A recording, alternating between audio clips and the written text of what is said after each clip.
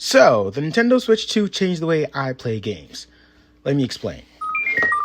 First of all, right here, we have my trusty old Switch 2. Love this little guy. So just a quick rundown of the games I've been playing recently. I bought, as you can see here, the Mario Kart World bundle. So that came with Mario Kart World. I didn't get one of the ones. So apparently the boxes that have like the round sticker on here, you get a voucher in there where you have to use the code. Mine was just kind of like tied to the console itself. So as soon as I set it up, it just asked me if I wanted to download the game. And I have been playing that for a while. Assassin's Creed Rebel Collection, this was a Switch 1 game I had. Tears of the Kingdom, I got used on Facebook Marketplace. And then I paid for the upgrade. So I'd say I had a bit of a steal on that one. Over here we have Fortnite, Mario Odyssey, One Piece Pirate Warriors 4 I had on Switch 1. I downloaded the free update. Final Fantasy Remake demo. Oh my god, this is such a technically impressive game for the Switch 2. Donkey Kong Bananza demo. NSO games and Tropical Freeze. So that's everything on my Switch 2.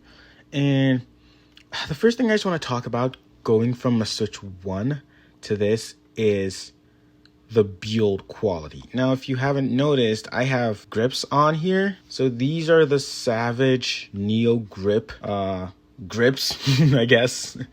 And they're just amazing, simply amazing. I really considered going for the, what's it called? The popular one, the one that beat 'em ups always uses. Jesus Christ, I can't believe I'm forgetting this right now. It's, I don't know, I'll edit it and put it in here. And that one's apparently kind of like the most, just generally accepted best grip option for the Switch and Switch 2. But a few things about that one bothered me. Like, the grips on there are a bit too long, so they just make the console not look pretty anymore. I like the way the thing looks out the box. I don't want it to look too strange. And this is pretty subtle in my opinion, so I love the way this retains my original Switch 2 look. I also got thumb grips from Neo, Savage Neo Raven, whatever the name is. And like they come with different options for the grips. These are the biggest ones, the convex or concave, I don't really remember. But they really add like a lot of like travel to the sticks, and they don't feel like rockers anymore. But yeah, they don't feel like full-on analog sticks like on the DualSense, which is my favorite controller, by the way.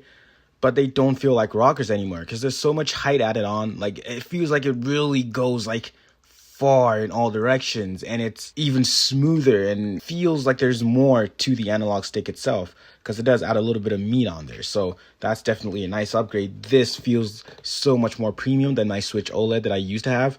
I mean, you can tell just like the plastic that they used on it, the analogs feeling smoother and bigger, the buttons being a bit bigger, the triggers, the bumpers, everything just feels nice. I remember I had this about 2 days ago. I went out with my friends and I was playing this, and my friend who's not into video games at all, he barely ever notices things like this, but he took one look at my Switch 2 at Mario Kart World, and he said, whoa, that looks so much more premium than the old one.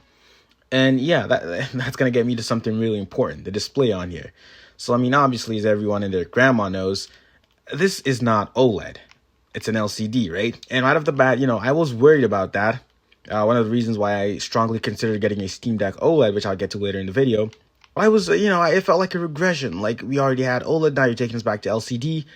Right off the bat, I just want to say this does not even, just like first impressions. I mean, I'm not having first impressions. I've had this for like almost 2 weeks now, but like my first impressions after setting it up, it did not look like a downgrade from the Switch OLED screen. I kid you not. Like technically it's not quite as punchy, right? And definitely doesn't have as much contrast, especially in like dark scenes or, like blacks and stuff like that. But just the general like vibrancy of the screen, it looks almost identical in my opinion. I feel like unless you have these two side by side, which I haven't done since I sold my Switch OLED before I bought my Switch 2, unless you're doing side by side, you're probably not going to notice that much of a difference. And also, it also helps that this screen is actually 1080p instead of 720p like on the OLED. And I just want to say it's so much more of a bigger upgrade than I expected. I'm not even joking when I say most games that I play on this screen, like the handheld screen, to my brain, it looks like I'm playing at like 1440p. because like I'm used to playing games on a big screen. Like my screen I use for gaming with my PS5 is a 55-inch screen, right?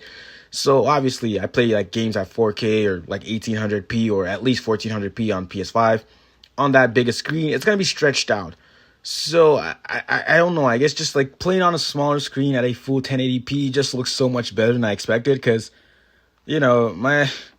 the last time I did 1080p gaming was on my PS5, on my PS4, which was also on a big screen. So just on this smaller screen, it looks so sharp. And that's one thing I'm going to say. Like, with my Switch OLED and my PS5 going back and forth, I definitely felt the difference. That thing was becoming a potato. It's like the games look too old. Like, we really needed an upgrade in terms of, like, the graphical prowess. And amazingly, with this thing, I don't even feel anything when I go from my PS4 to this. From my PS5, my bad. Because obviously the PS5 looks better graphically, right? But again, this is, in my opinion, this isn't that much far away where it's like, it doesn't feel jarring going from that to this. Especially because I play this mostly in handheld.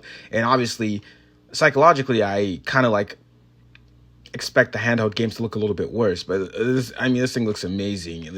Oh, Jesus Christ.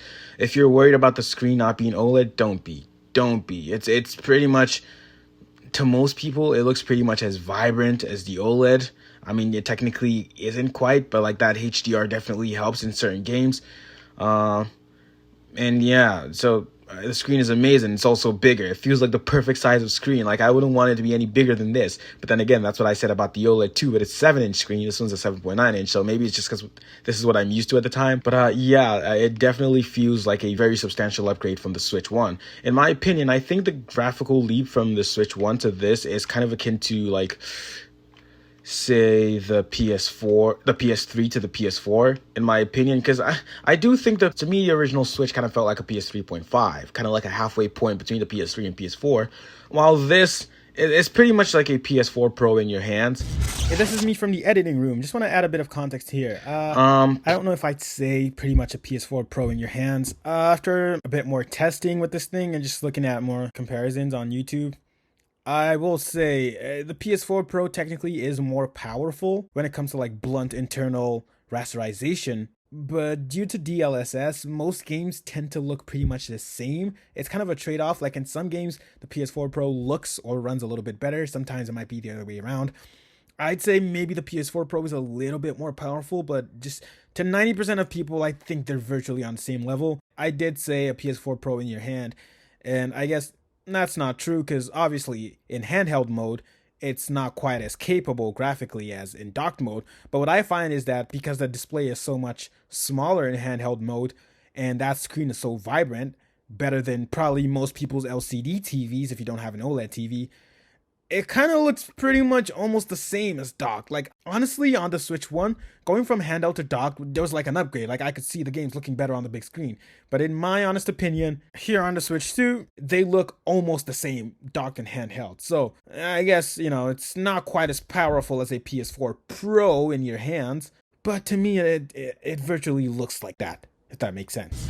I will say one thing. Having this thing docked, it definitely does not look as good as the Xbox Series S. I think when you play a lot of like modern day games on this, like cyberpunk, it's basically identical to like the PS4 Pro version, if not like a little bit better. So it's really powerful. And PS4 Pro, PS5, it's not the biggest graphical jump in the world. Like, sure, the PS5 is definitely more powerful, but it's a huge upgrade from the Switch 1. I mean, just the fact that I'm running Tears of the Kingdom at 60 FPS, and I don't think this is 4K. So that's one thing I was a bit confused about. I saw some people say this game ran at 4K, some 1440p. Like, Digital Foundry definitely said 1440p. Looking at this, playing this when docked, it's definitely not 4K. I think it's 1440p. Which I'm not complaining, it's good enough, especially with the 60 FPS, it looks great. So for me, I think the biggest reason why this Switch 2 has changed the way I game is just the convenience factor. It's amazing. I forgot how convenient having a handheld gaming system is, and I think mostly because my Switch OLED felt so compromised compared to my PS5 that I didn't pick it up that often. But this, again, as I said, feels like I have a PS4 Pro just sitting there anywhere. So I play this so much. Like, sometimes I just lay in bed to see my Switch. I just want to pick it up and play. And it's just like one button. I'm into the game. I can play for 5 minutes, drop it off. I mean, I know I sound like a lazy fuck right now, but it just feels more convenient than having to like turn on my PS5, which is already pretty convenient because that's a console, not a PC. But it's just the next level. I'm laying in bed. I can literally pop in for a few minutes. I don't even have to sit up. It just feels like less of a dedication to like play a tiny chunk of a game. So it's just reinvigorated a different kind of excitement in gaming for me. I'm not gonna lie. Replaying through Mario Odyssey here for like the third or fourth time, I think. This game also looks amazing on Switch too. This one I think actually runs in full 4K. It was already 60 FPS, so it's insane how good this game looks. I think this looks even better than like the Tears of the Kingdom update. Yeah, I think it looks like a proper Switch 2 game. But yeah, that convenience factor is it's insane. Like having a handheld console that is as powerful as, like an actual home console, it just changes things. And, I definitely see why people rave so much about the Steam Deck, get a Steam Deck and everything. And I actually did want to get a Steam Deck. I really almost did get a Steam Deck OLED specifically, even though those are surprisingly more expensive than the Switch 2 when it comes to like the secondhand market. I bought my Switch 2 used, but the Steam Deck I was going to get a used one, and I noticed they were more expensive than I expected. Yeah, I guess technically the Steam Deck does have an OLED screen, which would be even more impressive than this Switch 2 screen that's already terrific, by the way, 120 hertz. But I think the main thing that stopped me from getting a Steam Deck was that most of the games I'd be able to play on Steam Deck, like on Steam, I could play them already on my PS5, right?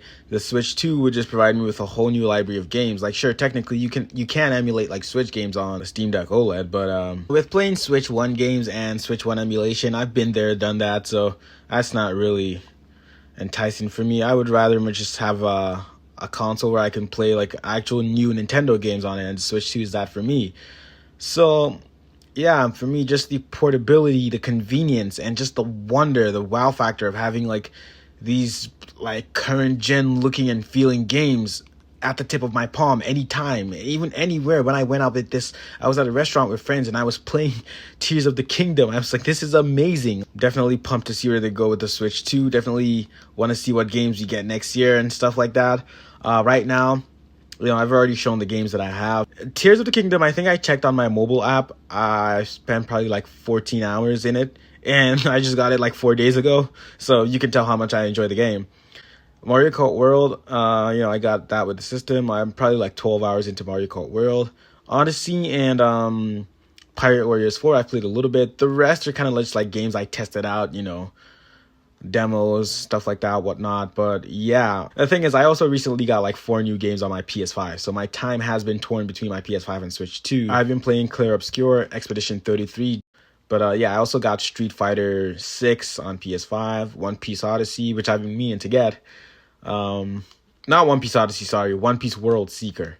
It's an old game, but I just never got around to playing it, and it was on sale for super cheap. Oh, Spider-Man 2. I'm also playing Spider-Man 2 on PS5 right now. So, yeah, I mean, that's where I'm at with my gaming journey. Switch 2 has kind of just like, made me play games more frequently than I have in years.